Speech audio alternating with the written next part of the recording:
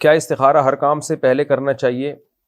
نہیں جناب، استخارہ اہم کاموں سے پہلے ہوتا ہے، اور ان کاموں میں جن میں ڈاؤٹ ہو، آپ کو سمجھ میں نہ آ رہا ہو کہ صحیح بہتر کیا ہے، تو اس میں 2 رکعت پڑھ کے اللہ سے دعا مانگی جائے، استخارے کی مسنون دعا بہشتی زیور میں لکھی ہوئی ہے، آج کل تو انٹرنیٹ پہ بھی مل جاتی ہے، آپ لکھیں گے استخارے کی مسنون دعا، وہ آ جائے گی، تو اس میں یہ دعا مانگی جائے۔ اس کے الفاظ یہ ہوتے ہیں: ان کان ھذا الامر خیر لی فی دینی و معاشی و عاقبت امری فقدرہ لی ویسرہ لی، کہ اللہ اگر یہ کام بہتر ہے تو مقدر کر دے، بہتر نہیں ہے تو ہٹا دے۔ باقی اس میں خواب واب نہیں آتا، آئے گا بھی تو اس کی کوئی شرعی حیثیت نہیں ہے، کرنا وہی ہے کہ جو آپ کو سمجھ میں آ رہا ہو، اور خوب سمجھ لیں مشورے کی اہمیت شریعت میں استخارے سے زیادہ ہے، یہ بھی ذہن میں رکھیں۔